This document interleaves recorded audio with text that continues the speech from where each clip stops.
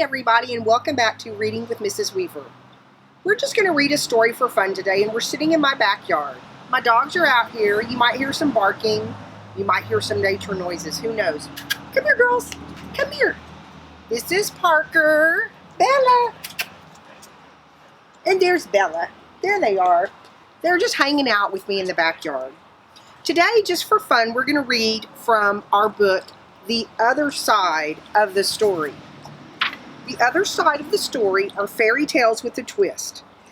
These are published by Picture Window Books, a capstone, what does it say? A capstone imprint. So we're going to read the story of Cinderella. Well, not really. It's called, Seriously, Cinderella is So Annoying.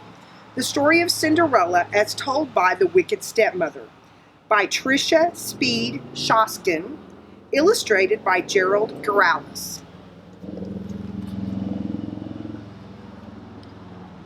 You must have heard of me, the Wicked Stepmother? Not true.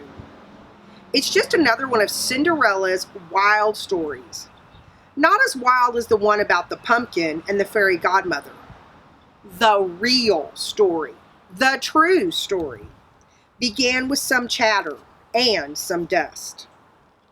All I ever wanted was a husband and a mansion. Before I married Cindy's father, my two darlings and I had met Cindy only a few times. The girl seemed normal enough. After I married Cindy's father, my darlings and I moved in. When I had just one foot on the front step, my dear husband kissed me goodbye and said, "I'm off on business." He leaves often, Cindy said. But the animals stay put. They talk, they joke, they sing. They even help out, especially the bluebirds.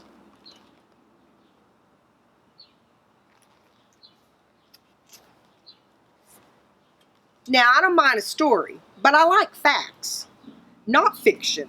Soon the girl was talking all kinds of hokey pokey. Once upon a time, Cindy said, one of the bluebirds became blue. Not the color, the feelings. His friends had flown south. My darlings and I were stuck near the front door. I just wanted to put away my bags, and that's when I saw it. Dust. Dear, is this whole house this dusty, I asked. I don't know, Cindy said. I'll give you a tour. So now they're going to walk all through the whole house.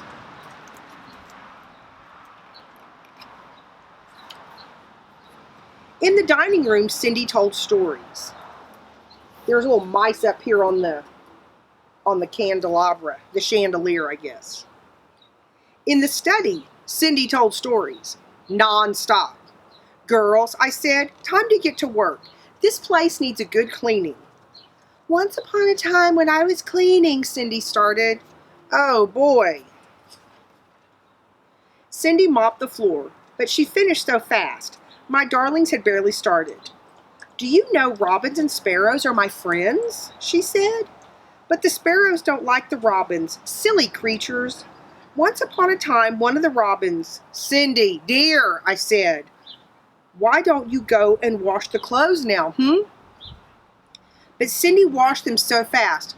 How on earth did she do it? I had to find another chore for her just to keep her busy. Look at her working there so fast. If there's one thing squirrels love, it's washing clothes, Cindy said. The rats, though, they'd rather iron. You know, one day squirrels, rats, doing laundry? Quit telling such foolish stories, I said. Time passed, but nothing changed. In the garden, Cindy told stories. In the kitchen, Cindy told stories. At dinner, I couldn't hear myself think. Dear, please, I said. Stop talking. But Cindy didn't stop. One day a letter arrived. It was an invitation to the king's ball. The prince would surely fall in love with one of my darlings. Then they would marry, live in a beautiful castle, and one day be king and queen of all the land. Oh, stepmother, I have to go too, said Cindy. Once upon a time, a girl and a prince, and then, just like that, Cindy lost her voice. Imagine that. It had been from all that storytelling. Well, what could I do? I told Cindy she had to stay home for her health. She cried, of course. But a ball was no place for a sick girl. She needed rest. Sometimes it's so hard being a stepmother. There's Cinderella, or Cindy, sitting in her bed crying. Wonder if she really lost her voice from talking too much. At the ball, my darlings twirled. They whirled. But then some strange girl waltzed in. Her gown was magnificent. I couldn't take my eyes off it. I wondered how much it cost and if my seamstress could copy it for me. You know what a seamstress is? It's someone that sews for you. The prince and the girl danced and pranced. My poor darlings were left princeless. So whoever this new person is, she's taking over the prince. Do you know who the new girl is? A few days later, the prince made an announcement. A glass slipper had been left at the castle. The prince would marry the girl whose foot had fit in. Our big chance. After visiting every other mansion in the neighborhood, the prince's valet... Sorry guys, let me try it again.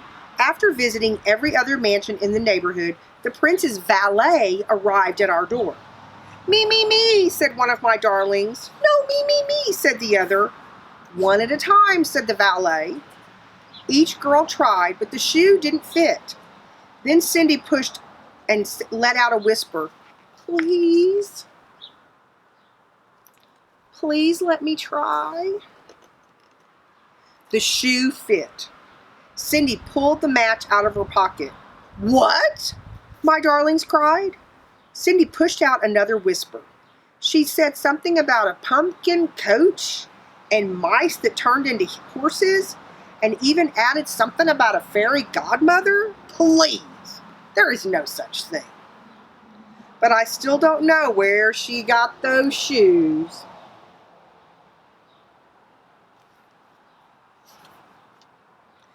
A few days later, the prince married Cindy. Poor man, he had no idea what he was getting himself into. But we all lived happily ever after. The end. Well, that's the end of that story. Maybe we'll read another one another day. See y'all later. Keep reading. And be sure and subscribe to my channel so you'll get notifications and alerts when I post new videos. Love y'all. Bye. Thanks for reading with Mrs. Weaver.